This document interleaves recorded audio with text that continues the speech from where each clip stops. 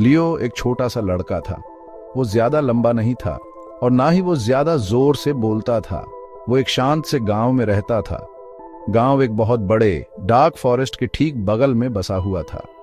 उसके गांव में घर छोटे और कोजी थे। गर्मियों में बगीचे कलरफुल फूलों से भरे रहते थे। वहां के लोग भी जनरली काइंड फोल्क्स थे, लेकिन कभी कभी एक अजीब सी सैडनेस हवा में छाई रहती थी। लियो अक्सर खुद को उस डीप मिस्टीरियस फॉरेस्ट की तरफ देखते हुए पाता था। वो सोचता था कि इसकी घनी हरियाली में क्या सीक्रेट्स छुपे होंगे। वो एक क्यूरियस लड़का था, हमेशा लिसनिंग, हमेशा वॉचिंग। गांव यूसी हमेशा एक हैप्पी प्लेस नहीं था। कभी कभी छोटी छोटी वरीज ऐसे घुस आती थीं जैसे टाइनी ग्रे माइस। लोग वरीड रहते थे कि क्रॉप्स उगेंगे या नहीं। उन्हें वरी होती थी कि विंटर ज्यादा कोल्ड तो नहीं होगा। वो ऐसी चीजों के बारे में वरीड रहते थे जो अभी हुई भी नहीं थी। कभी कभी वो जोर से लाफ करना भूल जाते थे।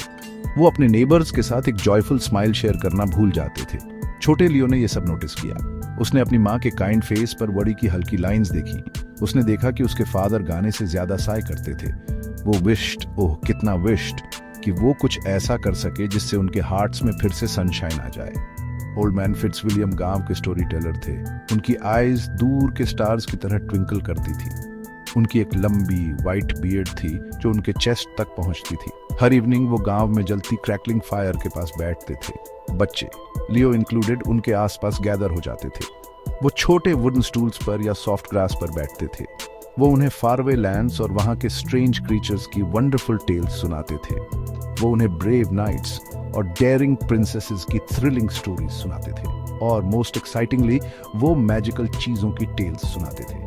ऐसी चीजें जो उनके अपने फॉरेस्ट में डीप हिडन थी और बस पाए जाने का वेट कर रही थी। सबसे स्पेशल टेल जिससे लियो के दिल में हलचल मच जाती थी, वो एक मैजिकल लैंटर्न के बारे में थी। ये कोई ऑर्डिनरी लैंटर्न नहीं थी जिसे तुम अपने डोर पर टांग लो। ओह नहीं, ये लैंटर्न तो कुछ और ही थी। कहते थे कि वो एक वार्म इनवाइटिंग लाइट से ग्लो करती थी। एक ऐसी लाइट जो हग जैसी फील होती थी। वो डीप डीप हिडन थी, उस इनॉर्मस फॉरेस्ट के हार्ट में कहीं। वो लैंटर्न ओल्ड मैन फिट्जविलियम फुसफुसाकर कहते, उनकी लो और मिस्टीरियस वॉइस में, कि वो एक सिंगल विश पूरी कर सकती थी। सिर्फ एक विश, उस ब्रेव और गुड सोल की जो उसे ढूंढने के लिए क्लेवर और बोल्ड हो। लियो सुनता रहा। उसकी आंखें हैरानी से एकदम गोल हो गईं। लियो पूरे दिन उस जादुई लैंटर्न के बारे में सोचता रहा। वो उसके बारे में तब भी सोचता रहा जब वो अपना ब्रेकफास्ट कर रहा था। वो उसके बारे में तब भी सोचता रहा जब उसे अपने लेटर्स सीखने थे। और वो पूरी रात उसके बारे में सोचता रहा जब चांद उसकी छोटी सी विंडो से चमक रहा था। एक विश, एक असली विश। वो किसी सचमुच वंडरफुल चीज के लिए विश कर सकता था। वो किसी ऐसी चीज के लिए विश कर सकता था जिससे उसके पूरे गांव की हेल्प हो सके। वो सबके चेहरों पर फिर से सच्ची स्माइल्स देखने के लिए तरस रहा था। वो गलियों में गूंजती हुई खुशियों भरी हंसी की आवाज़ सुनने को बेताब था। उसने सीने में हल्की धक धक के साथ डिसाइड किया कि वो उसे ढूंढ लेगा। वो लियो बस एक छोटा सा लड़का उस बड़े अंधेरे फॉरेस्ट में जाएगा। एक ठंडी शाम, जैसे ही पहले स्टार्स छोटी चांदी की पिंस की तरह अंधेरे आसमान में टिमटिमाने लगे, लियो ने अपना ब्रेव कदम उठाया।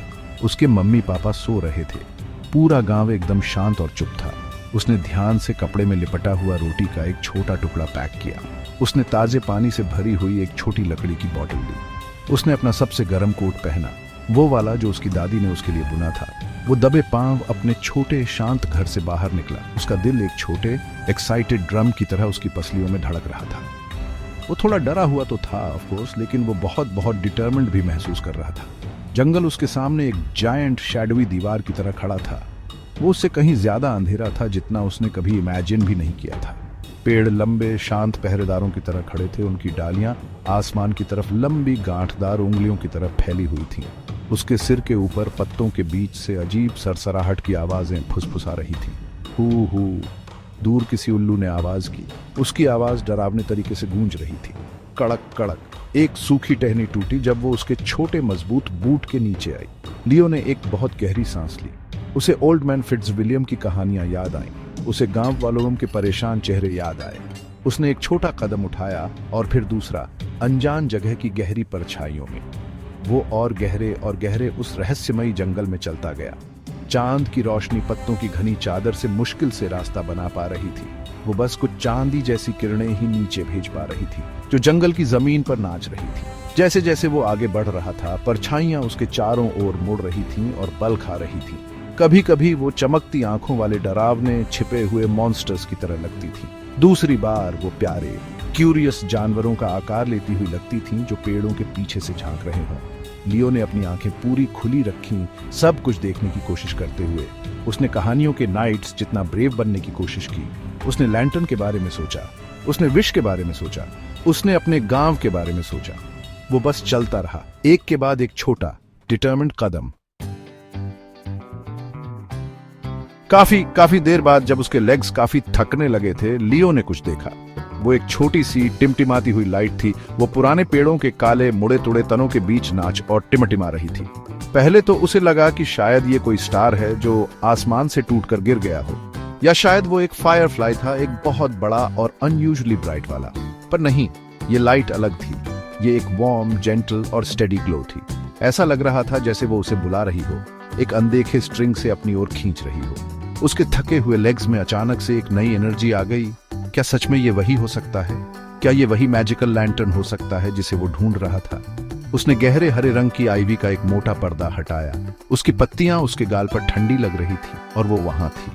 अरे, ये तो उससे भी ज्यादा ब्यूटीफुल थी, जितना उसने कभी इमेजिन भी नहीं किया था। वो एक बड़े मॉस लगे स्टोन पर शांति से रखी थी, जैसे वो बस उसी का इंतजार कर रही हो। वो एक पुरानी लैंटर्न थी जो गहरे चमकीले मेटल से बनी थी, पर अंदर एक अद्भुत लाइट नाच और घूम रही थी। वो किसी कैंडल की टिमटिमाती हुई फ्लेम नहीं थी, नहीं, वो तो जैसे कैद की हुई सनशाइन थी, या शायद किसी हैप्पी ड्रीम का टुकड़ा। वो धीरे धीरे प्यार से धड़क रही थी, उस छोटी सी छिपी हुई क्लियरिंग को एक कंफर्टिंग सुनहरी चमक से भर रही थी। वो बहुत ही वेलकमिंग लग रही थी। वो पूरी तरह से सेफ और बहुत बहुत मैजिकल महसूस हो रही थी। फिर एक हल्की सी आवाज, समर की ब्रीज में पत्तियों की सरसराहट जैसी जेंटल, मानो लैंटर्न खुद ही फुसफुसा रही हो। तुमने मुझे ढूंढ लिया ब्रेव बच्चे, उसने कहा। आवाज ऐसी लग रही थी जैसे चारों ओर से आ रही हो। तुमने बहुत करेज और सच में एक काइंड हार्ट दिखाया है इतनी दूर आने के लिए। मैं तुम्हारी एक विश पूरी कर सकती हूँ, सिर्फ एक विश, जैसा कि स्टोरीज में होता है। ध्यान से सोचना छोटे लियो, वो क्या है जो तुम्हारा दिल सच में डीपली चाहता है? वो सबसे इंपॉर्टेंट चीज क्या है जो तुम इमेजिन कर सकते हो, सिर्फ अपने लिए नहीं बल्कि उन सब के लिए जिनकी तुम केयर करते हो? लियो का दिल एक बड़ी सी इमोशन से भर गया, जिसमें ओ और रिस्पॉन्सिबिलिटी का मिक्स था। लियो ने बहुत सोचा। उसने कंसंट्रेशन में अपना मुंह बना लिया। वो टॉयज के पहाड़ के लिए विश कर सकता था, इतने कि उसका पूरा रूम भर जाए। वो डिलिशियस चॉकलेट केक्स की एंडलेस सप्लाई के लिए विश कर सकता था, जिन पर मोटी आइसिंग हो। वो एक फाइन स्पिरिटेड पोनी के लिए भी विश कर सकता था, जिस पर बैठकर वो खेतों में घूमे। पर फिर उसके थॉट्स वापस अपने विलेज की ओर चले गए। उसने अपने नेबर्स के सैड थके हुए फेसेस को पिक्चर किया। उसे वो शांत जॉयलेस गलियां याद आई। वो पूरे सर्टेनिटी के साथ जानता था कि उसकी विश क्या होनी चाहिए। मैं विश करता हूँ, लियो ने कहा। इतने छोटे बच्चे के हिसाब से उसकी वॉइस सरप्राइजिंगली क्लियर और स्ट्रांग थी। मैं विश करता हूँ कि मेरे विलेज में हैप्पीनेस और होप वापस आ जाए। मैं विश करता हूँ कि वो वहीं रहे फॉरएवर एंड ऑलवेज।